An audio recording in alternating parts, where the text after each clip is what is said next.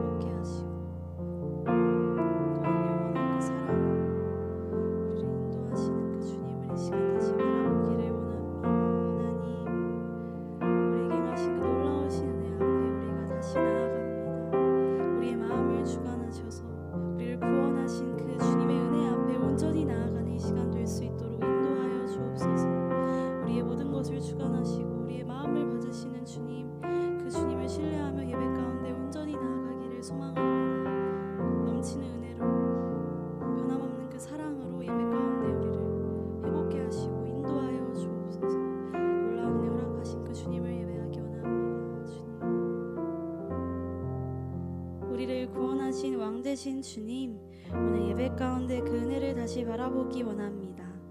구원하심으로 우리에게 영원한 생명의 길을 열어주신 주님의 뜻 앞에 온전히 주님을 예배하기 원하오니 우리의 마음과 우리의 모든 것을 주님께로 인도하여 주옵소서.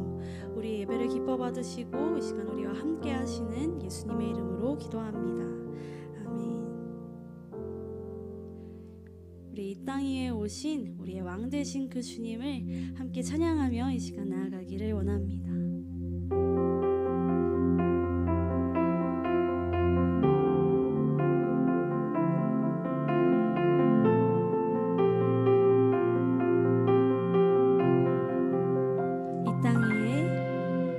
이 땅 위에 오신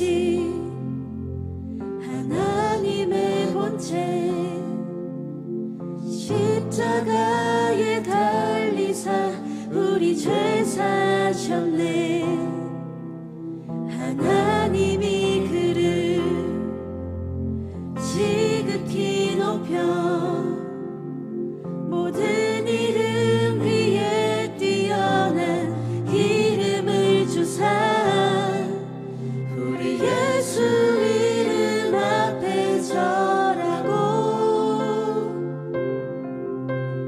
모든 입이 주를 시인해.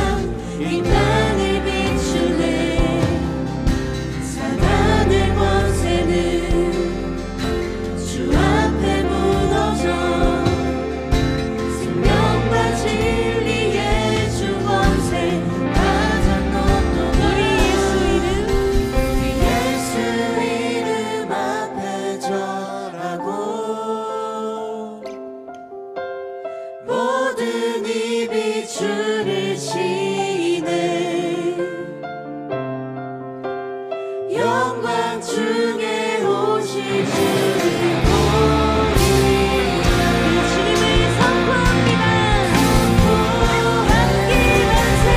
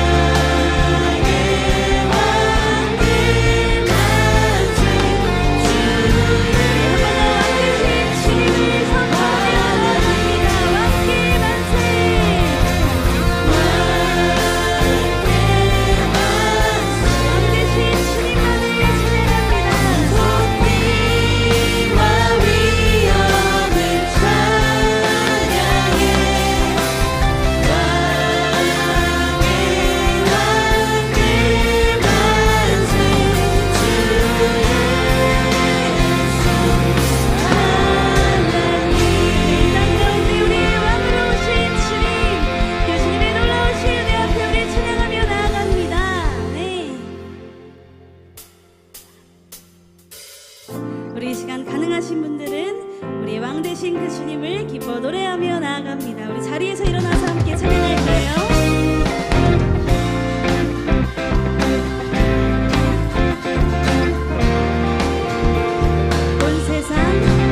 온 세상 찬송의 주님 매일 기뻐 노래하네. 우리 향한 주님의 계획대로 나와 동행 가시는 모든 만물 지으시고 온 세상 다스리는 분 우리 향한 주님의 계획하신 나 그 길을 따라가리. 주의 크고 놀라운 그 사랑을 내가 기뻐 노래하리. 아름답고 놀라운 그 사랑을 기뻐 춤을 추며 노래하리. 온 세상 창조의 주님 매일 기뻐 노래하네. 우리 향한 주님의 계획으로 나와 동행하시는 모든 만물 지으시고 온 세상 다스리는 분 우리 향한 주님의 계획하신 나 그 길을 따라가리. 주의 크고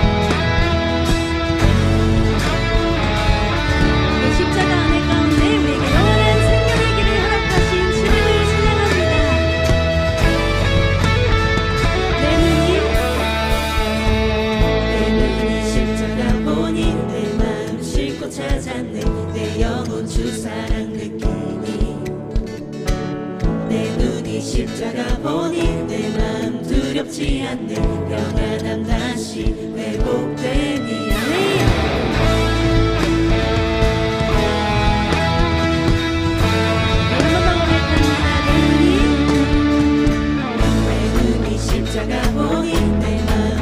찾았네. 내 삶은 주님께 있으니. 내 눈이 십자가 보니 내 마음 두렵지 않네. 자유케 하네. 나 주께 생명 얻었네. 기쁨으로 나가리라. 주 사랑 곁에 삶의 고난이 다가와도 믿음으로 걸어가리라. 주님과 함께 내 아버지 되시는 주님, 기쁨에서 우리 노래하리. 날 살리는 주 사랑의 습관, 엄마 찬양하리. 찬양하리.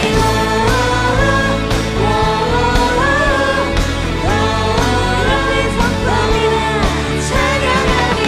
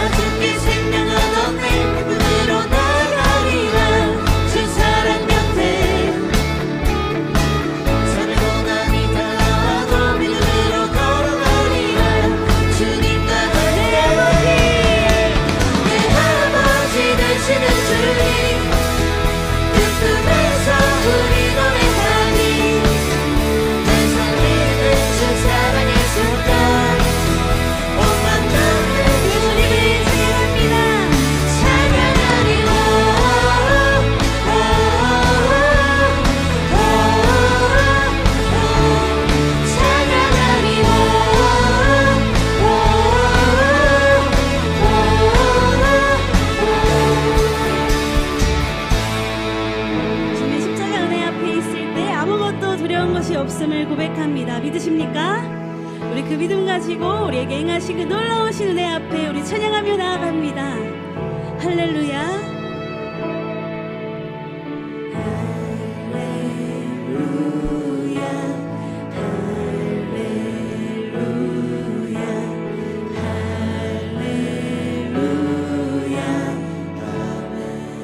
할렐루야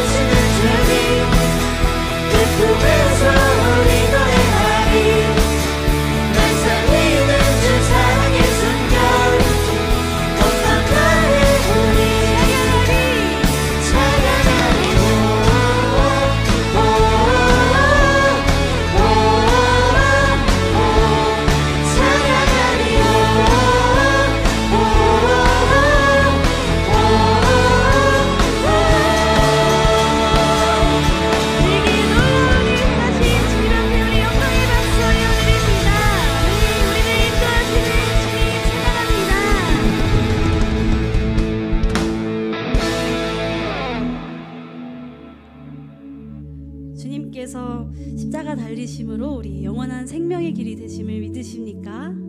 우리 그 주님과 함께 날마다 동행하며 걸어가길 원합니다. 우리 이렇게 찬양을 통해 함께 고백하며 나아가기를 원합니다. 고난 중에 주 음성 들을 수 없다 해도 참된 진리 되신 주 나는 붙드네.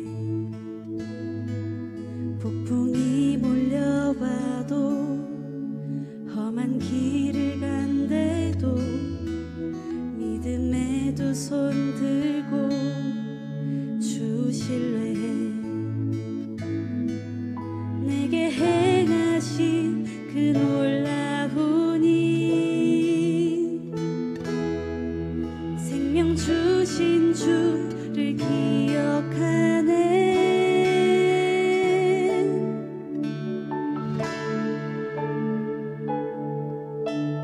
그 사랑이 내려와 날 자유케 하셨네. 영원히 나는 주님의 것. 산과 골짜기에서 내 영혼 노래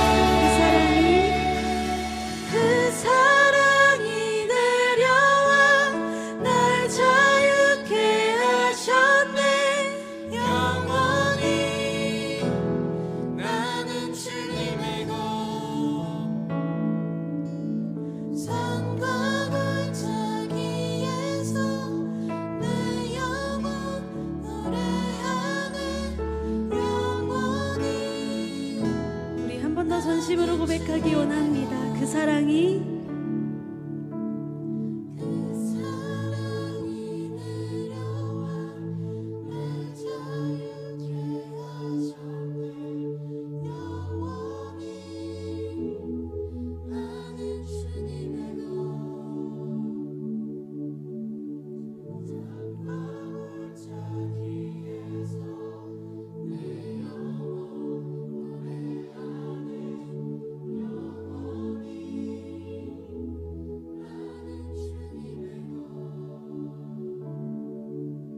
이 시간 함께 기도하기 원합니다. 하나님, 그 놀라우신 그 사랑이 우리에게 임하셔서 정말 그 사랑으로 우리에게 영원한 생명을 허락하신 주님, 그 은혜 앞에 우리가 이 시간 함께 나아가기를 원합니다. 그 사랑을 통해 우리의 삶을 날마다 인도하시는 그 주님을 따라 걸어가길 소망하고 또 결단하며 고백하는 오늘의 예배가 될 수 있도록 우리가 함께하여 주옵소서. 우리 함께 기도하며 나아가시겠습니다. 주님, 우리에게 놀라운 사랑 허락하신 그 주님 앞에 이 시간 나아가기를 원합니다. 그 사랑 안에 있을 때 그 어떤 것도 우리를 막을 수 없고 그럴 것이 없음을 고백합니다. 그 사랑으로 인도하시는 그 주님을 따라 우리의 길과 진리와 생명 되신 그 주님을 바라보며 나아가기를 결단하기를 원합니다. 주여, 우리의 마음을 인도하여 주옵소서.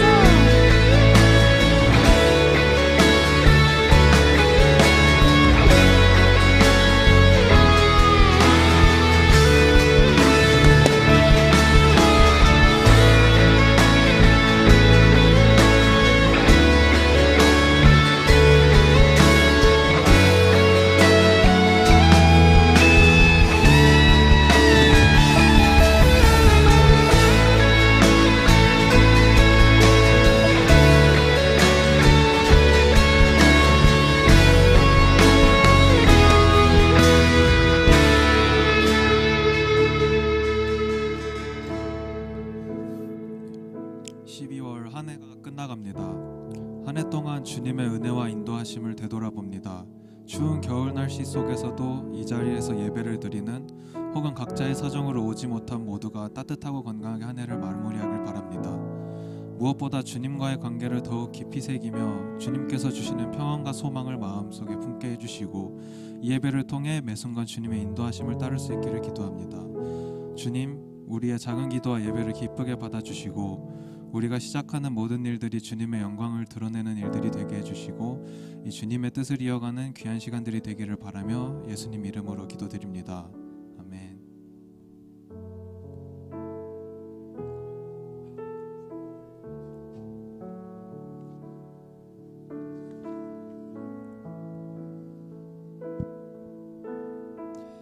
네, 오늘도 예배의 자리에 와주신 여러분들 진심으로 환영하고 축복합니다.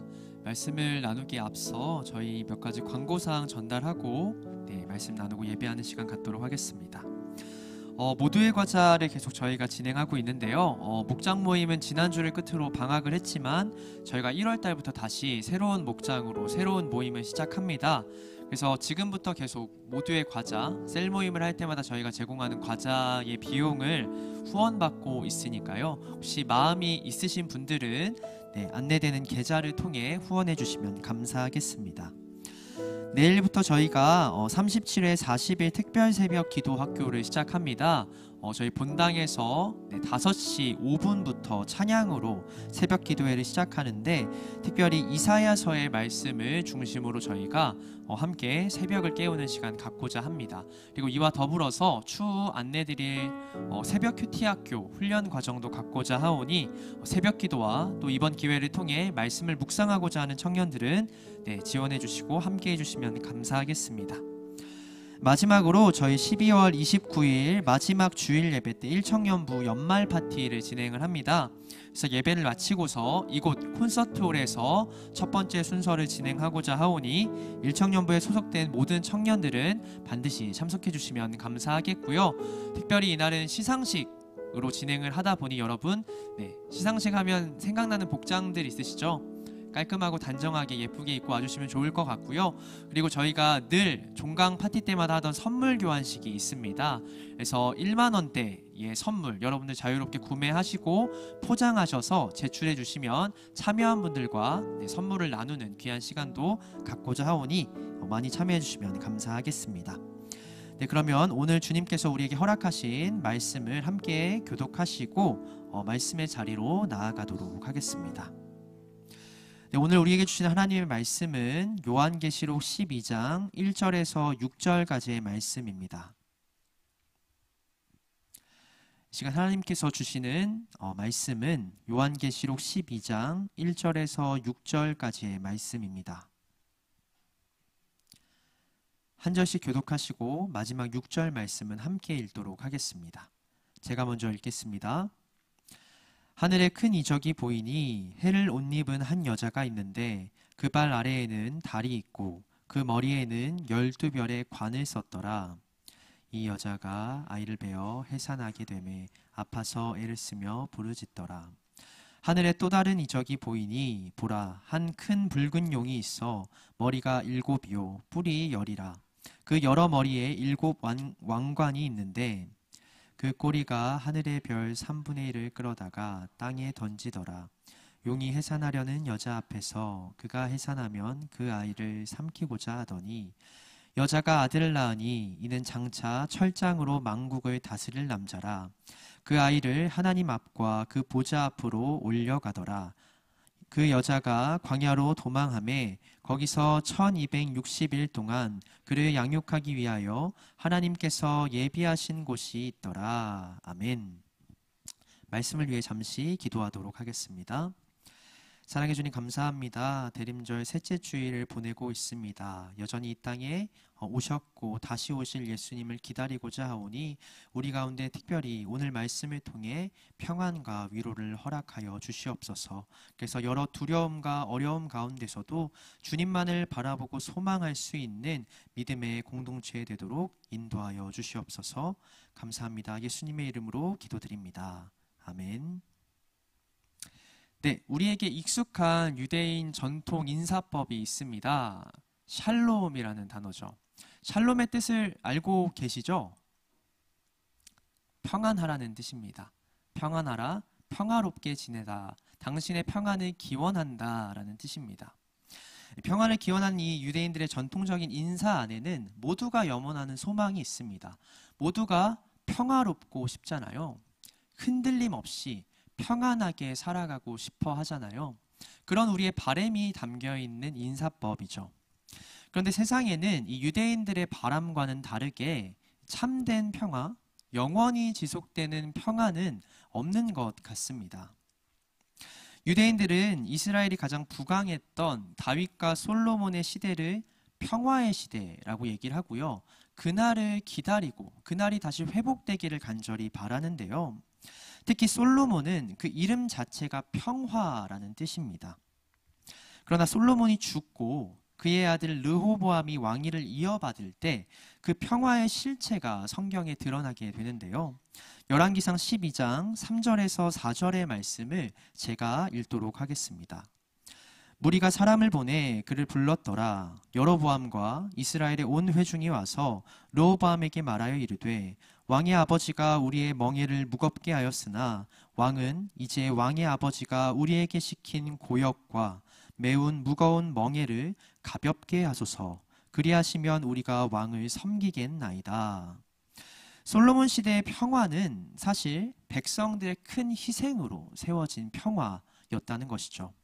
성전과 왕궁을 연이어 짓는데 백성들을 강제로 차출하였고 심지어 성전을 짓는 비용 중의 일부를 백성들에게 걷어들이기도 했습니다. 그 노동에 시달려서 정작 자신이 먹고 살 때 필요한 농사나 생계를 이어갈 힘은 부족했고 세금 또한 무거웠기 때문에 백성들은 이 평화의 시대에 오히려 전쟁과 다를 바 없는 삶을 살아갔다는 것이죠. 나라가 부강해지고 명성이 높아져서 외부의 침입, 전쟁은 끊어졌지만 내부에서는 힘없는 백성들이 날마다 전쟁 같은 삶을 이어왔다라는 것입니다. 그것이 솔로몬이 이룬 평화의 실체였습니다. 로마 제국에도 평화의 시대가 있었죠. 여러분들이 잘 알고 있는 팍스 로마나가 바로 그렇습니다. 초대 황제로 등극한 아우구스투스가 더 이상 우리는 영토를 확장할 필요가 없다. 우리가 먼저 다른 민족의 땅을 빼앗을 필요가 없다라고 얘기를 하면서 전쟁을 끄는 선포를 하게 됩니다. 그러면서 로마의 평화로운 로마의 시대를 그 황제가 선포하게 되었는데요. 이 또한 가짜 평화였습니다. 로마 제국의 시민들이나 소수의 지배 계급들은 태평성대하고 평안한 삶을 누렸지만 그들의 지배를 받던 식민지 민중이나 백성, 노예들은 폭력과 착취를 당하던 시대였기 때문입니다. 날마다 많은 노예들이 굶어 죽었고요. 빵 한 조각도 안 되는 비용에 사고 팔리기를 반복했습니다. 단순히 로마 시민들의 즐거움을 위해서 콜로세움에 갇혀 서로 싸우거나 맹수들과 목숨을 건 혈전을, 매일매일 전쟁과 다름없는 삶을 살았던 많은 검투사들이 있었습니다. 하층민들의 분노가 점차 그렇게 쌓이면 네로와 같은 폭군들이 나타나서 그리스도인이나 소수의 약자들을 희생양으로 세워 그 분노를 표출하게끔 만들었습니다. 이름만 평화였을 뿐이지 로마의 평화 역시 언제든 무너질 수 있는 가짜 평화였다라는 것이죠. 지금도 몇몇 역사가들은 강대국의 폭력이나 강압에 의해 생긴 가짜 평화를, 그런 평화들이 등장할 때마다 팍스 아메리카나와 같이 신조어를 만들어서 팍스 로마나 로마의 평화를 풍자하고 비아냥거리기도 합니다. 현대에도 수많은 평화 협정들이 있죠. 전쟁을, 무력 다툼을 끊으려는 시도들이 있습니다. 1938년 미넨에서는 미넨 조약이라는 평화 협정이 맺어지는데요. 당시 체코를 어떻게든 흡수하려 했던 독일의 히틀러를 약간 잠재우기 위해서 당시 유럽 열강들의 유명한 정치가들이 모여서 미넨에서 협정을 맺게 됩니다. 히틀러가 원하는 대로 체코의 어떤 주를 독일이 가져갈 수 있도록, 합병할 수 있도록 허락을 하지만 대신 이후로는 유럽에서 어떤 형식의 무력투쟁이나 전쟁은 일어나선 안 된다라는 평화협정을 맺게 됩니다. 이 협정을 주도했던 영국의 총리가 영국에 들어가서 히틀러의 서명이 적혀있는 평화협정서를 흔들면서 우리에게 평화의 시대가 왔다라고 당당히 선언했다 합니다. 그는 대중들에게 히틀러를 이렇게 소개했는데요. 그 사나이는 냉혹하지만 한 번 약속한 것은 꼭 지키는, 믿을 수 있는 사람이라는 인상을 받았다라고 얘기했다 합니다. 이 협정이 끝나고 채 1년이 되지 않아서 1939년 9월 달에 히틀러가 폴란드를 침공하며 제2차 세계대전이 시작된 것이죠. 오늘날에도 완벽한 평화는 없습니다. 우리가 그리는 평화의 시대는 있지만 결과적으로 지금까지 영원히 평화를 이어갔던 어떤 인물도 나라도 공동체도 없었다라는 것이죠. 그 평화는 여전히 누군가가, 그것도 아주 많이 희생되고 있기에 지켜졌던 평화였습니다. 그러다 결국 눈에 보이는 그 평화마저도 산산이 깨지게 된 것이죠. 우리는 진정한 평화, 영원한 평화를 모릅니다. 우리 삶에서 실제로 경험한 적이 없을 거예요. 지금 여러분들은 어떤 평화를 소망하고 계십니까? 어떤 안정을 소망하고 계십니까? 바라기로는 이 겉으로만 보이는 평화, 순간의 소동이 잠깐 안정된 그런 평화가 아닌 세상의 그 누구도 어떤 상황도 빼앗을 수 없는 평안이 여러분 가운데 찾아오기를 간절히 소망합니다. 이 시간 그 평화에 대해, 평화의 왕으로 오신 예수님에 대해 함께 나누고자 합니다. 대림절 셋째 주일을 맞이하고 있습니다. 저희가 계속해서 5개의 초를 순차적으로 켜고 있는데요. 첫 번째의 초, 가장 보라색 초는 예언자의 초라고 했습니다. 예언자의 초여서 희망을 상징한다 말씀을 드렸고요. 두 번째로 켜진 초는 베들레헴의 초라고 해서 평화를 상징하는 초입니다. 이미 그 초가 켜지고 있죠.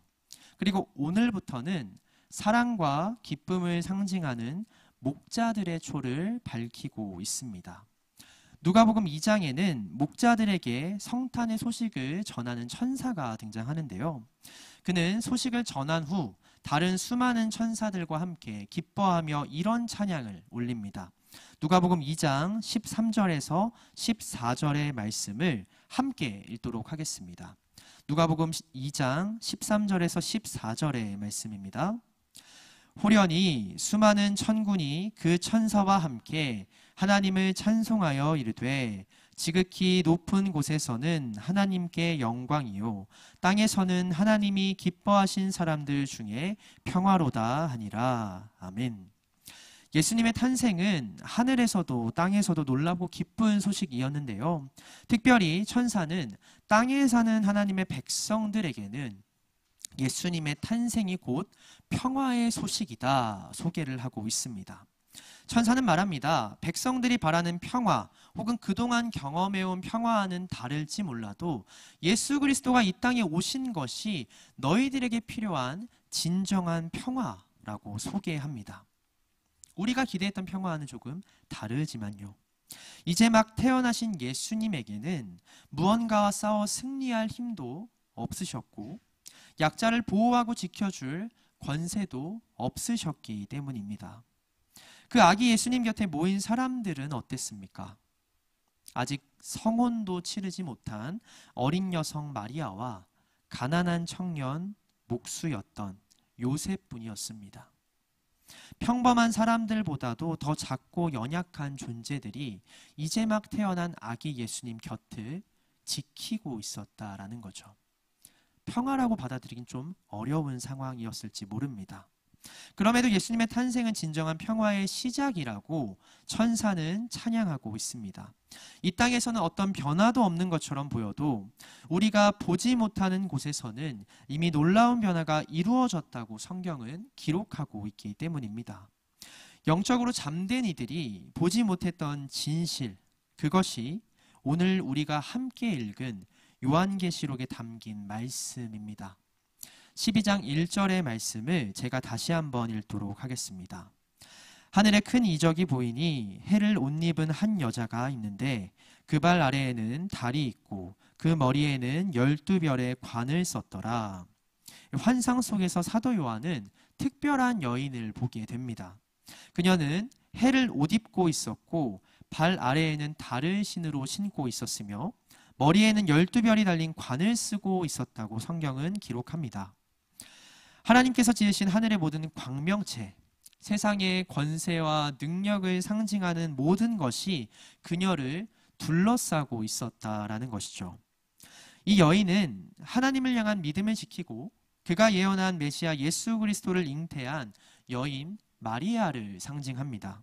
또한 그와 함께 믿음을 지키고 복음의 일을 이루어냈던 남편 요셉과 그와 같은 의인들을 상징하는 인물이기도 합니다. 세상에서 그들의 모습은 한없이 작고 초라해 보였습니다. 그러나 하늘에서 그들의 모습은 하나님의 모든 영광을 옷 입은 존귀한 존재들로 변해 있었다라는 것이죠. 그들이 환난 속에서도 믿음을 지키고 있었기 때문입니다. 하나님이 기뻐하시는 사람으로 살아갔기 때문입니다. 요한계시록 12장 2절의 말씀을 이어서 제가 읽도록 하겠습니다. 이 여자가 아이를 베어 해산하게 되매 아파서 애를 쓰며 부르짖더라. 아멘. 성경에서는 종종 고난에 처한 이스라엘을 해산의 고통을 당하는 여인에 비유하는데요. 하나님께 바벨론에 의해 멸망하는 이스라엘의 운명을 전해 들었던 이사야 선지자가 자신의 고통을 이 해산하는 여인의 고통에 빗대어 표현합니다. 해산의 고통이란 이렇듯 하나님의 뜻이 이루어지는 과정 속에서 겪는 고통, 사람이 절대 피할 수도 감당할 수도 없는, 그래서 하나님께 부르짖을 수밖에 없는 고난을 뜻하는 표현입니다. 이사야로부터 멸망의 소식을 들은 그 당시의 왕 히스기야 또한 이렇게 고백하는데요. 이사야 37장 3절의 말씀입니다. 그들이 이사야에게 이르되 히스기야의 말씀에 오늘은 환난과 책벌과 능욕의 날이라 아이를 낳으려 하나 해산할 힘이 없음 같도다. 하나님의 심판 앞에, 전쟁을 준비하는 바벨론의 군사 앞에 이스라엘 백성들은 무력했습니다. 할 수 있는 게 아무것도 없었죠. 히스기야 왕은 그런 자신과 백성들의 처지를 해산의 고통을 느끼지만 해산할 힘이 없는 산모에 비유합니다. 그래서 그저 하나님께 애를 쓰며 부르짖을 수밖에 없는 그런 존재에 비유합니다. 성령으로 예수님을 잉태한 마리아와 요셉의 처지 또한 그러했을지 모릅니다. 가난했고 떠돌아다녔고 마땅한 보금자리도 없었던 그들이었기 때문이죠. 마리아가 해산을 앞두고서 아파서 애를 쓰며 부르짖을 때 해줄 수 있는 게 아무것도 없던 요셉의 마음은 얼마나 힘들었을까요? 그러나 그들은 해산의 고통 가운데서도 이곳저곳을 돌아다니며 성탄의 장소를 찾아다녔습니다. 하나님을 향한 믿음과 사랑을 지키려고 애를 썼다는 것이죠. 그것이 하나님께서 기뻐하시는 자녀의 모습입니다. 하나님께서는 그들과 함께 하셨고요. 그들을 인도하시고 보호해 주셨습니다. 설령 지금보다 더 큰 고난과 위협이 그들을 찾아오더라도 능히 감당할 수 있도록 말입니다. 요한계시록 12장 3절에서 4절의 말씀을 함께 읽도록 하겠습니다. 12장 3절에서 4절의 말씀입니다. 하늘에 또 다른 이적이 보이니 보라, 한 큰 붉은 용이 있어 머리가 7이요 뿔이 10이라. 그 여러 머리에 7 왕관이 있는데 그 꼬리가 하늘의 별 3분의 1을 끌어다가 땅에 던지더라. 용이 해산하려는 여자 앞에서 그가 해산하면 그 아이를 삼키고자 하더라. 요한은 이어서 크고 붉은 용을 보게 됩니다. 그 용 또한 여인처럼 범상치 않은 외모를 갖고 있는데요. 이 용의 모습, 또 매우 위협적이고 공격적인 성향을 보이는 이 용의 정체를 요한은 뒤이은 9절에서 이렇게 소개합니다. 요한계시록 12장 9절의 말씀입니다. 큰 용이 내쫓기니 옛뱀 곧 마귀라고도 하고 사탄이라고도 하며 온 천하를 꿰는 자라. 그가 땅으로 내쫓기니 그의 사자들도 그와 함께 내쫓기니라. 이 용의 전체는 사탄이라고 성경은 기록합니다. 온 천하를 꿰는 자, 미혹하는 자라고 소개합니다. 그 용이, 그 사탄이 지금 해산을 앞둔 여인 앞에 서 있습니다. 홀로 해산할 힘이 없어서 이미 고통 가운데 처해 있는 마리아와 요셉, 그 공동체 가운데 이 마귀가 찾아옵니다. 해산 끝에 낳은 이 아이를 집어삼키기 위함입니다. 출산 직후의 여인과 갓난아기는 예로부터 연약하고 보호가 필요한 존재로 여겨졌습니다. 그런데 4절을 보면 사탄은 그런 연약한 이들에게 처음부터 전력을 다하는 모습을 보여줍니다. 모든 권세와 능력을 총동원하여서 그 아이를 집어삼키려고 합니다. 여인의 입장에서는 해산의 고통보다 더 큰 고통이 찾아온 것이죠. 이제 막 태어난 아이를 눈앞에서 잃을 수도 있는 것입니다. 내가 지금까지 애쓰고 수고한, 소망하고 기다려온 그 결실이 눈앞에서 사라지는 위기에 처한 것이죠. 더 큰 위험에 처한 것입니다. 사탄은 그렇게 믿음을 지키고 복음의 열매를 맺어가려는 성도들의 노력이 아무것도 아니라 비아냥거립니다. 내가 마음만 먹으면 언제든지 빼앗을 수 있고 무너뜨릴 수 있는 것이라 말하며 우리의 평화를 여전히 위협하고 있죠. 그러나 기억하셨으면 좋겠습니다. 하나님께서 허락하신 일은 베풀어 주신 은혜와 사랑, 평화는 하나님 외에 그 누구도 빼앗을 수 없다는 사실을 말입니다. 요한계시록은 계속 그것을 강조합니다. 필사적으로 방해하려는 사탄과 그 뒤에 이어지는 하나님의 말씀을 계속해서 우리에게 소개합니다. 하나님이 포기하지 않으시면 결코 성도는 그 무엇도 빼앗길 수 없다고 강조하고 있습니다. 오늘 본문 말씀을 자세히 들여다보시면요, 지금 가장 필사적인 것은 성도가 아니라 사탄임을 알 수 있습니다. 필사적인 건 우리가 아니라 사탄이라는 것이죠. 성도가 하나님의 사랑이신 예수 그리스도를 분명히 알고 경험하는 순간 하나님의 사랑을 단 한 번이라도 제대로 경험하는 순간, 그래서 어떤 상황 속에서도 그 하나님을 신뢰하고 인내하려고 마음먹은 순간, 사탄은 이 땅에서의 전쟁에서도 패배할 것을 직감하고 있기 때문입니다. 그래서 예수님이 탄생할 때부터 그를 삼키려고 하는 것이죠. 전력을 다해서. 우리가 예수님으로 인한 사랑을, 진정한 평화를 단 한 번이라도 맛보지 못하게 하기 위함입니다. 필사적인 것은 사단입니다. 실제로 사탄은 예수님의 생명을 집요하게 노렸습니다. 잉태할 거처를 얻지 못하게 하였고, 헤롯을 통해 베들레헴과 근처의 두사리아 남아들을 모조리 학살하게 만들었습니다. 어떻게든 세상이 하나님의 사랑과 평화를 맛보지 못하게 하려고 정말 필사적으로 공격해 왔다는 것이죠. 어린 마리아와 가난한 목수 요셉은 그 고난을 도무지 헤쳐나갈 수 없을 것처럼 보였지만 하나님께서 그들을 돌보아 주십니다. 5절의 말씀을 함께 읽도록 하겠습니다. 요한계시록 12장 5절의 말씀입니다. 여자가 아들을 낳으니 이는 장차 철장으로 만국을 다스릴 남자라. 그 아이를 하나님 앞과 그 보좌 앞으로 올려가더라. 아멘. 결국 마리아는 하나님의 사랑 예수 그리스도를 잉태하였습니다. 1절의 말씀처럼 그녀는 부족했지만, 그녀와 함께하고 있는 요셉 또한 부족했지만 하나님께서 영광으로 그에게 옷 입혀 주셨기에, 하나님이 지켜주셨기에 결국 그리스도를 잉태한 것이죠. 이후로도 사탄은 바리새인을 통해 유대인들을 선동하여 복음으로부터 등을 돌리게 만들었고, 제사장들을 통해 제자 중에 한 사람인 가룟 유다를 돈으로 매수하기도 했고, 마침내 본디오 빌라도를 통해 예수님을 십자가에 매달아 가장 비참하고 부정한 죽음을 당하게 했습니다. 그 어떤 평화와도 거리가 멀어 보이는 결말을 계속해서 백성들에게 보여주려 했습니다. 너희가 생각하는 완전한 평화는 없다고 끊임없이 우리를 미혹하였습니다. 그러나 이 땅에서 십자가 사건이, 가장 평화와 멀어 보이는 그 사건이 일어났을 때 동시에 하늘에서는 무슨 일이 일어났다고 성경은 기록합니까?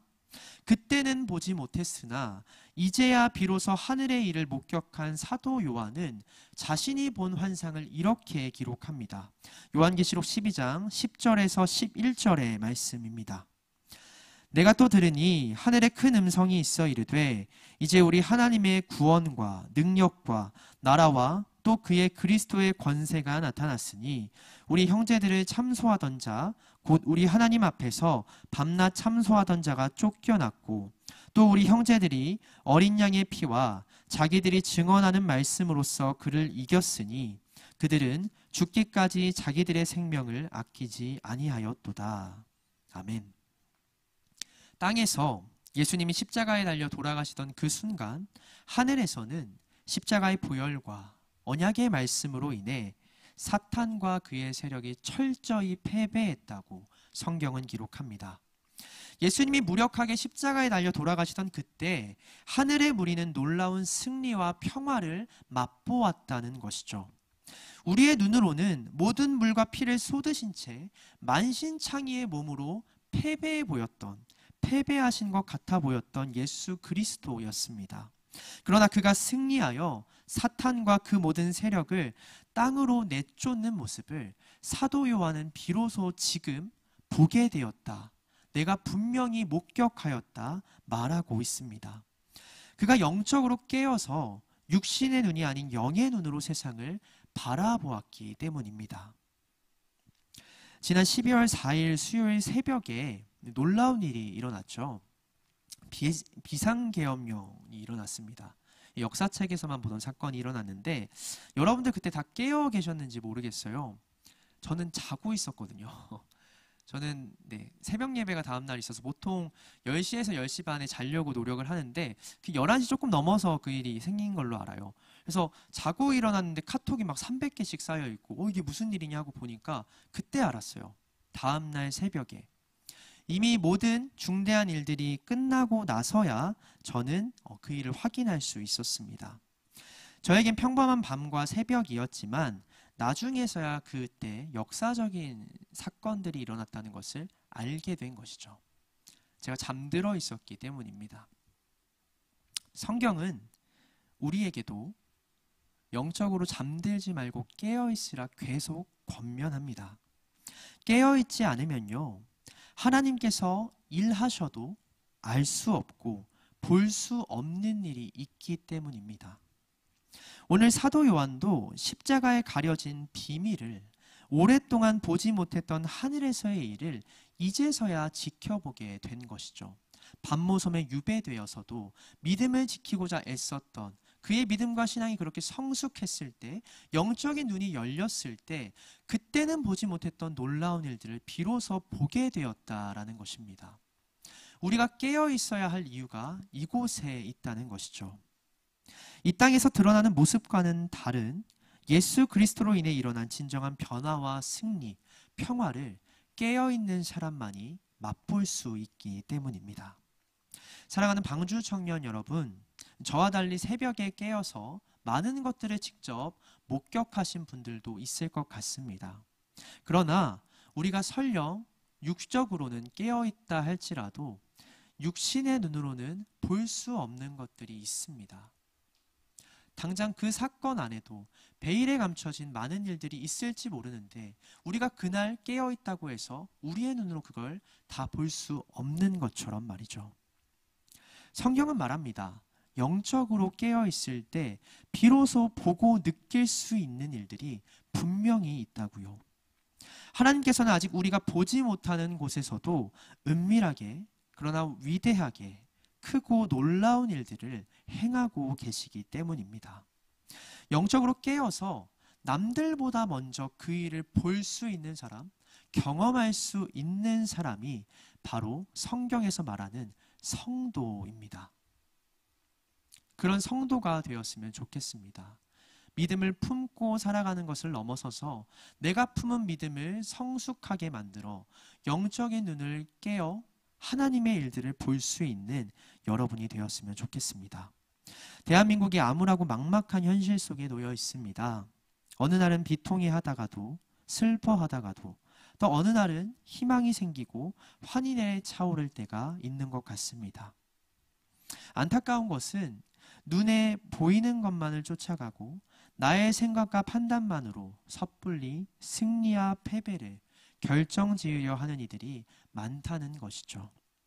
그때 믿음을 갖고 있는 우리들만 말할 수 있는 것, 보여줄 수 있는 삶이 있습니다. 성도는 육신의 눈으로 보는 것이 전부가 아님을 아는 자들입니다. 항상 영적으로 깨어서 이 상황 가운데서도 하나님께서 이루고자 하시는 영적인 일들이 무엇인지 알고 경험할 수 있는 방주교회 청년 여러분 되길 소망합니다. 예수님의 공생의 기간 중 많은 이들도 육신의 눈을 쫓아 승리와 패배를 결정했고 환난과 평화를 판단하려 했습니다. 하나님이 아닌 다른 이들의 권세를 두려워하였고 한마음으로 모여야 할 사람들이 서로 다투고 갈등했으며 엄한 사람에게 분풀이를 하며 서로 짐을 지우기도 했습니다.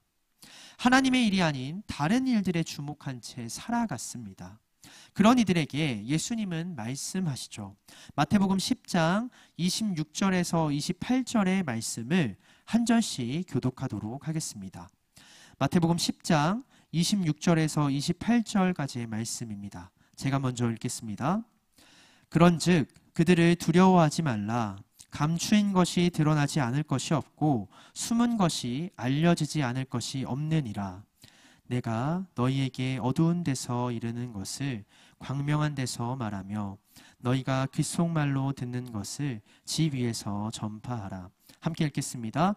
몸은 죽여도 영혼은 능히 죽이지 못하는 자들을 두려워하지 말고 오직 몸과 영혼을 능히 지옥에 멸하실 수 있는 이를 두려워하라. 아멘. 감춰진 하나님의 영광 중 결국 드러나지 않을 것이 없다. 예수님은 말씀하십니다. 숨은 하나님의 승리와 기쁨 중에 알려지지 않을 것이 없다. 예수님은 말씀하십니다. 마지막 날에는 모두가 영적인 눈이 떠질 것입니다.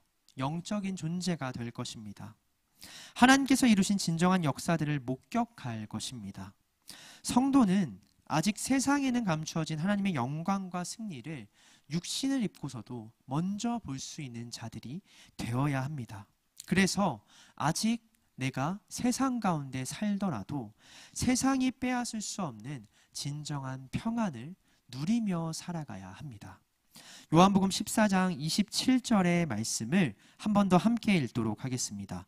요한복음 14장 27절의 말씀입니다. 평안을 너희에게 끼치노니 곧 나의 평안을 너희에게 주노라. 내가 너희에게 주는 것은 세상이 주는 것과 같이 아니하니라. 너희는 마음에 근심하지도 말고 두려워하지도 말라. 아멘. 누구보다 먼저 이 평안을 누리고 힘을 얻어 살아가는 청년 여러분 되시길 소망합니다. 사탄은 성도의 평안을 계속해서 시험하고 흔들려 합니다. 계속 하늘이 아닌 땅의 것에만 주목하게 만듭니다. 10절에서 요한은 사탄의 정체가 무엇인지 듣게 되는데요. 사탄은 우리 하나님 앞에 밤낮 참소하는 자라고 요한은 소개합니다. 하나님과 성도 사이에 끼어들어서 계속 우리의 잘못을 하나님께 고발하고 심판을 재촉하는 자라고 성경은 소개합니다. 그게 사실 사탄이 하나님께 할 수 있는 최선의 노력이죠. 사탄이 성도를 시험하고 흔들 수 있는 권세 또한 하나님께 달려있기 때문입니다. 그렇게 성도가 사탄의 시험에 흔들리지 않는 것도 하나님께 달려있다는 것이죠. 밤낮 침소하여도 밤낮 우리의 잘못과 연약함을 고발하여도 하나님께서 흔들리지 않으신다면, 우리를 향한 사랑과 계획을 끊어내지 않으신다면 우리의 삶 또한, 우리가 누리는 평안 또한 흔들리지 않을 것이기 때문입니다. 하나님의 사건, 십자가의 사건으로 인해 그 밤낮 참소하던 사탄은 쫓겨났습니다. 하나님께 쫓겨난 사탄은 이 땅에서 자신에게 허락된 권세와 때가 얼마 남지 않았음을 직감하고 최후의 발악을 시작하는데요. 하나님의 사랑을 경험한 자, 믿음을 지키는 성도들을 끝까지 흔들려고 합니다. 요한계시록 12장 12절에서 13절의 말씀입니다. 제가 대신 읽겠습니다. 그러므로 하늘과 그 가운데에 거하는 자들은 즐거워하라. 그러나 땅과 바다는 화 있을진저 이는 마귀가 자기의 때가 얼마 남지 않은 줄을 알므로 크게 분내어 너희에게 내려갔음이라 하더라. 용이 자기가 땅으로 내쫓긴 것을 보고 남자를 낳은 여자를 박해하는지라. 용이 최후의 발악을 할 것이라고 성경은 기록합니다. 어쩌면 믿음을 지킬 때 우리가 경험하는 어려움도 여기에서 비롯된 것일 수 있습니다. 하지만 여전히 하나님께서는 박해받은 성도들 또한 가만히 내버려 두지 않으시죠. 특별히 어린 양 예수 그리스도를 품고 잉태한 여자, 그와 공생애를 함께하며 하나님의 뜻에 동참한 자들을 하나님께서도 끝까지 품고 함께 하실 거다 약속하십니다. 6절의 말씀입니다. 그 여자가 광야로 도망하매 거기서 1260일 동안 그를 양육하기 위하여 하나님께서 예비하신 곳이 있더라. 아멘. 하나님께서는 광야 같은 세상 속에서도 믿음의 백성들이 거할 거처를 마련해 주십니다. 그곳에서 그들이 시험을 피하고 감당하며 성장할 수 있도록 양육해 주십니다. 그리고 사탄의 박해를 피해 그곳으로 나아갈 수 있는 힘과 능력 또한 주시죠. 14절의 말씀입니다. 그 여자가 큰 독수리의 두 날개를 받아 광야 자기 곳으로 날아가 거기서 그 뱀의 낯을 피하여 한 때와 두 때와 반 때를 양육받음에. 아멘. 독수리의 날개를 허락하신다 성경은 얘기합니다. 독수리는 하나님의 신속한 반응을 의미하는, 상징하는 생물입니다. 하나님께서는 우리가 감당할 수 없는 박해와 고난 중에서 반드시 신속하게 반응해 주시고 응답해 주시는 분이십니다. 그리고 그 크신 손과 날개로 우리를 빈틈없이 지켜주시는 분이시죠. 17절의 말씀을 이어서 제가 읽도록 하겠습니다. 요한계시록 12장 17절의 말씀입니다. 용이 여자에게 분노하여 돌아가서 그 여자의 남은 자손 곧 하나님의 계명을 지키며 예수의 증거를 가진 자들과 더불어 싸우려고 바다 모래 위에 서 있더라. 요한계시록은 계속 이게 반복됩니다. 사단은 포기하지 않고요. 하나님은 끝까지 성도들을 보호하시겠다. 계속해서 약속하십니다. 하나님도 사탄도 필사적입니다. 성도는 어때야 될까요? 하나님과 사탄은 우리를 가운데 두고 서로 필사적으로 노력을 하고 있습니다. 성도는 어떠해야 될까? 그것이 요한계시록이 우리에게 질문하는 것 중 하나입니다. 박해를 받는 성도들, 더 이상 믿음을 지켜갈 수 없을 거란 그런 상황에 놓인 성도들아, 하나님도 마귀도 이렇게 필사적인데 너희는 어떻게 살아가겠느냐? 무엇을 보고 살아가겠느냐? 우리에게 묻는 것이죠. 성도 또한 필사적으로 살아가야 합니다. 믿음을 지키기 위해서 말이죠. 그렇게 필사적으로 살아가려는 이들에게 필요한 것이 무엇일까요? 하나님의 사랑에서 끊어지지 않기 위해 성도에게 노력해야 될 부분이 무엇일까요? 바로 시험 가운데 하나님의 사랑을 끝까지 신뢰하고 기다릴 수 있는 인내입니다. 야고보서 1장 2절에서 4절의 말씀을 함께 읽도록 하겠습니다. 야고보서 1장 2절에서 4절의 말씀입니다. 내 형제들아, 너희가 여러 가지 시험을 당하거든 온전히 기쁘게 여기라. 이는 너희 믿음의 시련이 인내를 만들어내는 줄 너희가 알미라. 인내를 온전히 이루라. 이는 너희로 온전하고 구비하여 조금도 부족함이 없게 하려 함이라. 아멘. 성도는 사탄을 필사적으로 대적해야 합니다. 그러나 사탄의 권세를 대적할 수 있는 힘은 성도에게 나오지 않죠. 우리를 끝까지 포기하지 않으시고 해로 영광으로 옷 입혀주시는 예수 그리스도로부터 나오는 것입니다. 하나님의 사랑으로 우리는 사단에게 대적할 수 있는데요. 그렇기에 성도에게 하나님께서 요구하시는 것은 어떤 능력도 지혜도 아니라는 것이죠. 온전한 인내. 어떤 상황 속에서도 흔들리지 않고 하나님만을 바라볼 수 있는 영적인 시선, 인내를 이루라고 우리에게 말씀하고 있습니다. 성도는 인내를 온전히 이루어야 합니다. 하나님의 사랑을 신뢰하고 인내하는 것, 그것이 예수님이 주신 평화와 평안을 지키는 성도의 노력입니다. 갈라디아서 2장 20절의 말씀을 마지막으로 함께 읽고 기도의 자리로 나아갔으면 좋겠습니다. 갈라디아서 2장 20절의 말씀입니다. 내가 그리스도와 함께 십자가에 못 박혔나니 그런즉 이제는 내가 사는 것이 아니요 오직 내 안에 그리스도께서 사시는 것이라. 이제 내가 육체 가운데 사는 것은 나를 사랑하사 나를 위하여 자기 자신을 버리신 하나님의 아들을 믿는 믿음 안에서 사는 것이라. 아멘. 우리가 세상의 다른 어떤 것이 아닌 하나님의 사랑을 가장 먼저 볼 수 있다면요, 그 사랑을 신뢰하며 온전한 인내를 이룰 수 있다면요, 마귀의 참소와 고발, 정죄와 박해는 결코 성도를 무너뜨릴 수 없다고 바울은 고백합니다. 하나님의 사랑에서 우리를 끊어낼 수 없다고 바울은 고백합니다. 우리가 우리의 능력으로 사는 것이 아닙니다. 하나님의 사랑을 믿는 믿음 안에 사는 것이죠. 그때 세상이 줄 수 없는 참된 평화가 우리의 몸과 마음에 찾아올 것입니다.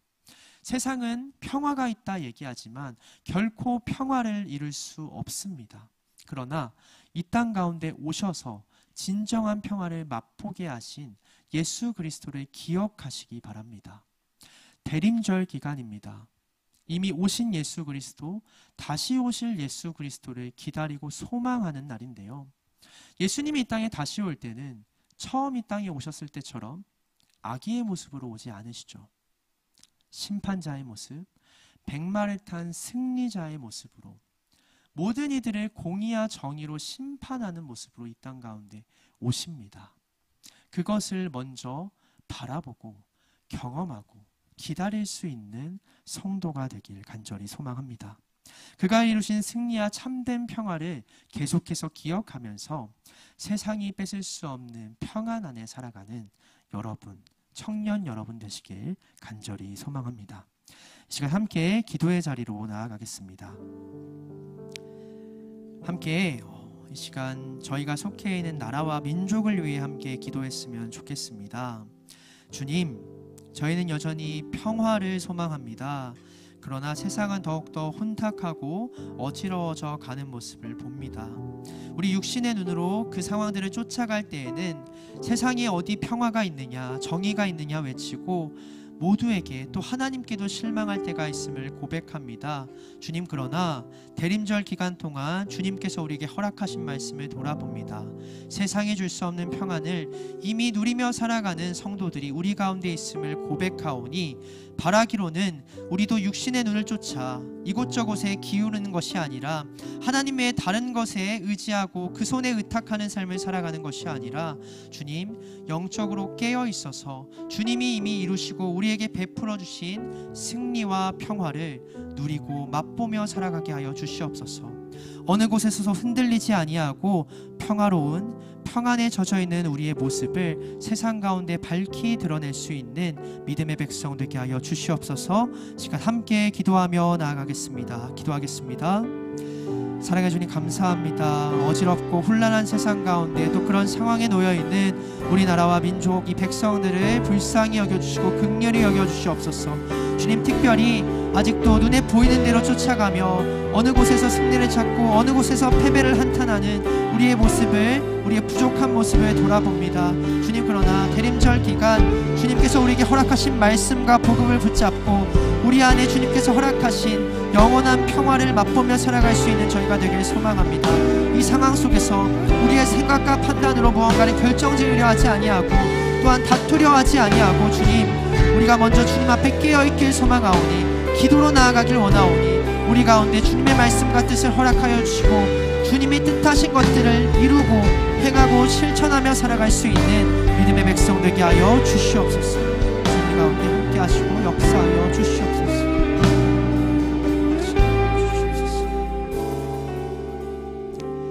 사랑의 주님, 우리 가운데 평화의 왕으로 오신 예수님을 기억하고 또한 기다립니다. 우리에게 흔들리지 않은 평안을 허락하시고 혼탁한 세상 가운데도 주님의 뜻을 붙잡고 이어갈 수 있는 믿음을 허락하여 주시옵소서. 혼란한 나라 가운데 주님 함께 하시고 긍휼히 여겨주셔서 주님의 뜻이 밝히 드러나고 이루어질 수 있는 하나님의 나라가 이곳 대한민국 가운데 일어나게 하여 주시옵소서. 감사합니다. 이 모든 말씀 우리 주 예수 그리스도의 이름으로 기도드립니다. 아멘. 이 시간 다 같이 자리에 일어나셔서 봉헌하며 주님 앞에 결단하는 시간 갖도록 하겠습니다.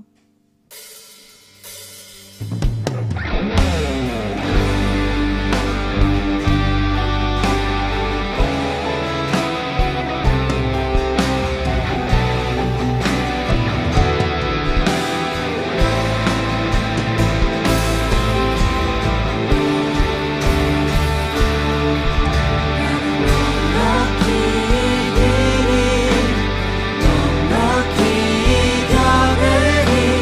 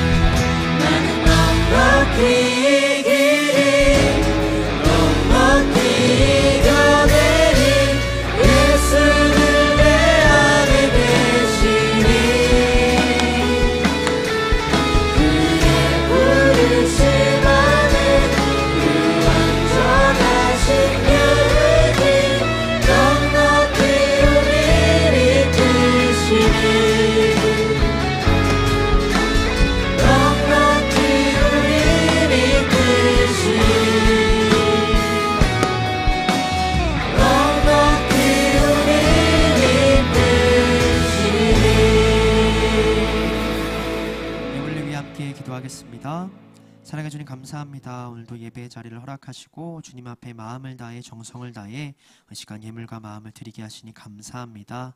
우리의 마음을 기쁘게 받아주시고 한 주간도 주님이 허락하시고 인도하시는 자리 가운데 살아갈 때에 주님의 뜻을 밝히 알고 또 바라보고 살아갈 수 있는 믿음의 백성 되도록 인도하여 주시옵소서.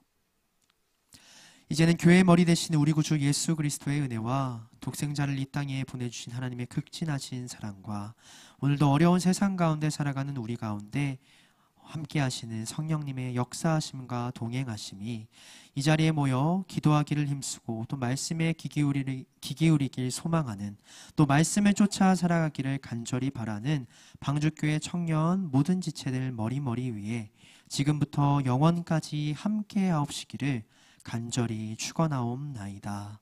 아멘.